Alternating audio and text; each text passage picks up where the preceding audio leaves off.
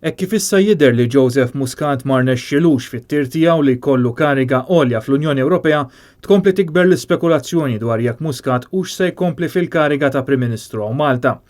Il-gazzetta The Malta Independent on Sunday tikkwota sorsi jgħidu li Muscat aktarx jibda l-proċess biex iwarrab minn Prim Ministru mexxej tal-Partit Laburista lejn l-aħħar ta' din is-sena war li jkun ippreżentat il-budget.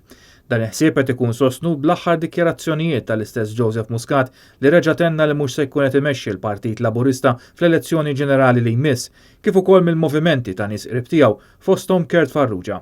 Fil-fatt il-kap tal-komunikazzjoni tal-Gvern mill-2013 biex xahar id-dieħel se jkun il-kap eżekuttiv ta' Malta Enterprise.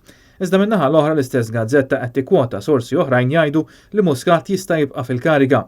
Huma jgħidu li Muscat għandu 45 sena u mhux lest li jirtira l-kollox filwaqt li mhuwiex interessat f'impjieg fis-settur privat. Anki jekk Joseph Muscat ma jitlaqx mill-kariga, xorta waħda se jkun hemm xi forma ta' rixafel fil-kabinett fil-ġimgħat li ġejjin. Dan kif qed jissemmew il-Ministri Edward Cicluna u Helena Dalli bħala id-nomini tal-Gvern Malti għall-Kummissjoni Ewropea l-ġdida taħt it-tmexxija ta' Ursula von der Leyen.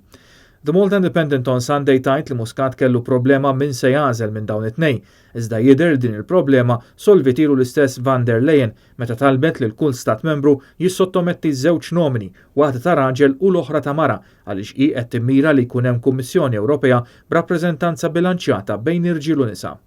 Il-gazzetta tirrapporta li l-Gvern affiġina lill-Oppożizzjoni biex jitlob garanzija tal-appoġġ tagħha għan-nomini tal-Gvern għall-Kummissjoni Ewropea.